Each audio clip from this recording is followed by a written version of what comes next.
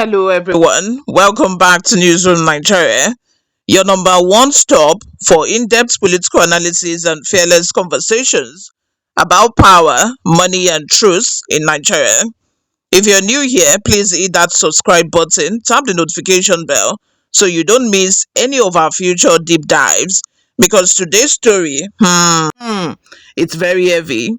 We're unpacking a shocking investigation report that the Defense Intelligence Agency DIA has traced 45 billion naira from the Niger Delta Development Commission NDDC to accounts linked to some detained soldiers accused of plotting to overthrow President Bola Ahmed Tinubu's administration.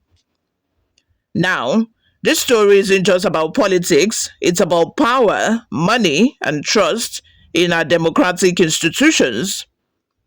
So here is the summary, guys.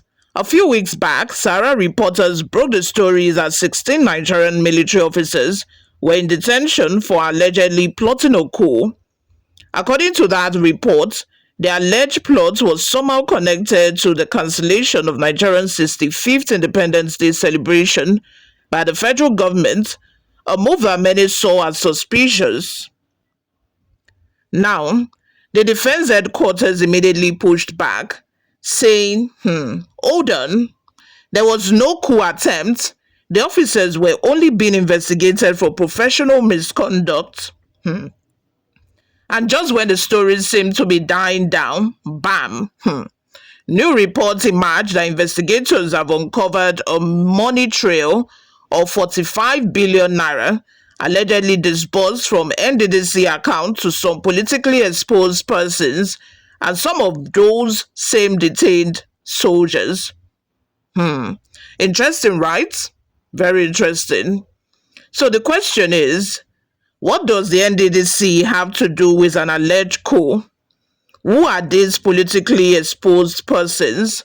And where does former Minister of State for Petroleum, Chief Timipre Sylva, fit into all of this? I just uploaded a video about the identities of these 16 soldiers. If you want to know them, please go and click on that video and watch. For context, my people, the Niger Delta Development Commission, NDDC, was created to channel development funds into oil-rich Niger Delta region, roads, healthcare, education, empowerment. But over the years, the NDDC has become a byword for corruption.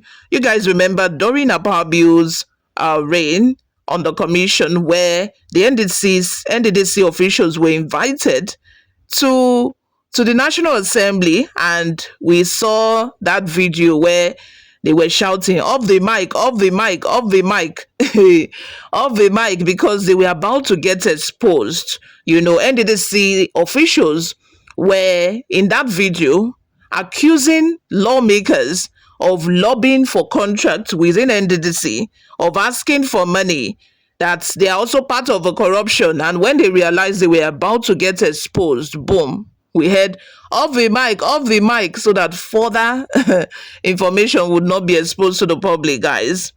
And since then, the investigation died down. Nothing to show for it. Nobody was prosecuted. Nobody was sent to prison. No further investigation on the issue, just because the lawmaker were also complicit in the issue.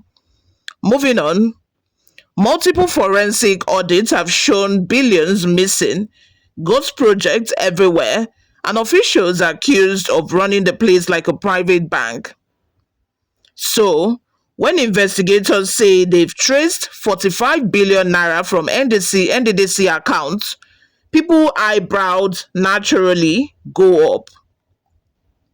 Now, investigators are reportedly grilling top NDDC officials to explain the source of that money, who got it, and what it was used for. And this is important because in financial crimes and national security investigations, the money trail tells the real story. Let's be honest, in most coup investigations, no one leaves voice notes saying, let's overthrow the president tomorrow. Instead, investigators follow the money. Unexplained transfers, suspicious cash out, coded transactions. If you remember the Dasuki Gate armed fund scandal, or even the Abacha loot cases, the first red flag was almost always money moving in strange directions. So for the DIA to say they've uncovered 45 billion naira linked to this probe, that's not a small discovery. But what's not clear is whether this money truly financed any subversive activity or whether this is another corruption case being wrapped in the banner of national security. Now let's talk about the parts that really get tongues wagging. The raid on the Abuja home of Chief Timipre Sylva, former Bayelsa State Governor and former Minister of State for Petroleum Resources. Reports say military personnel stormed his residence in connection with the Coup investigation, but the Sylva camp immediately released a statement and it was emphatic. Let me quote, Chief Timipre Sylva and his wife were both outside the country at the time of the raid. He was in the UK for medical checkup, then scheduled for a professional conference in Malaysia. They went further to say Sylva is a thoroughbred Democrat whose entire political journey has been defined by faith in democratic institutions. In short, we have nothing to do with any coup plot. That is what they are saying. And honestly, they are not wrong to issue a strong denial. In Nigerian politics, once your name gets dragged into a coup plot story, it sticks, even if you're innocent. Now, could Sylvia's name have popped up because of his links to the Nddc or the Niger Delta political structure? Very possible, possibly. But again, until investigators show hard evidence, this remains allegation territory. Let's break this down from two opposing perspectives.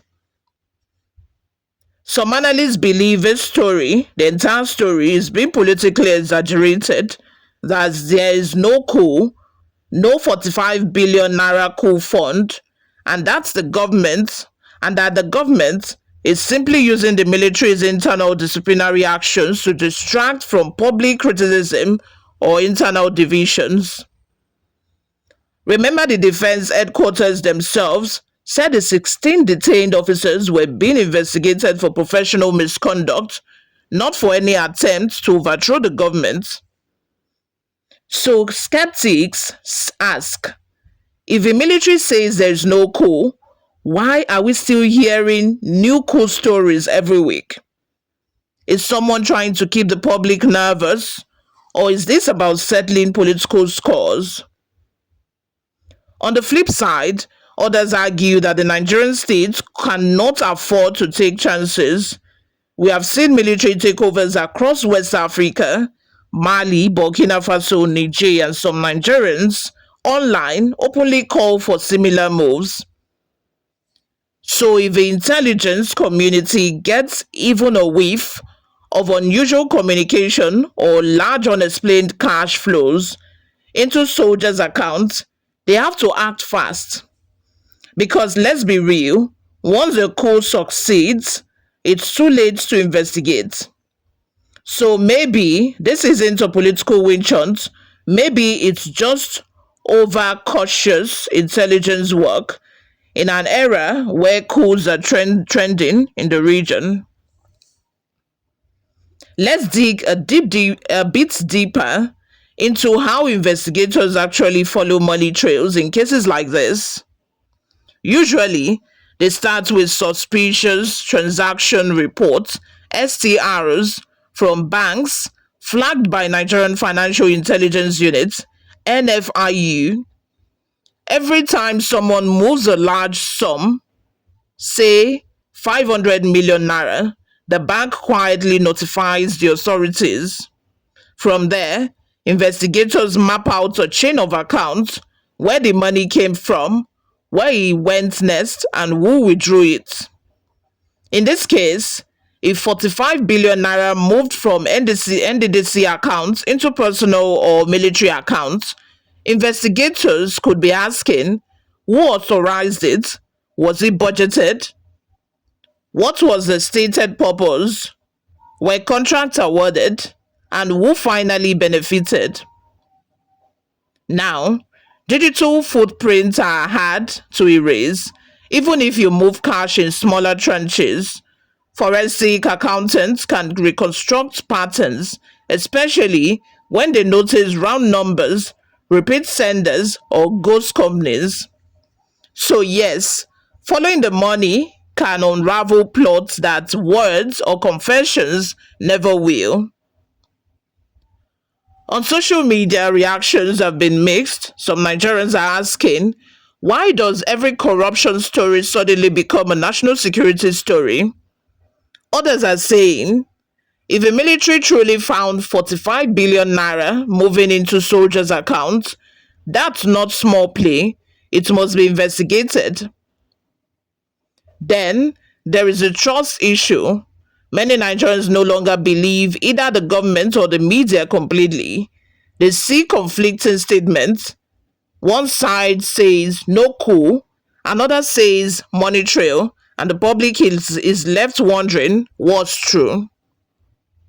And that confusion, that's dangerous in a democracy, because when people stop believing official communication, conspiracy theories strive. So let's zoom out.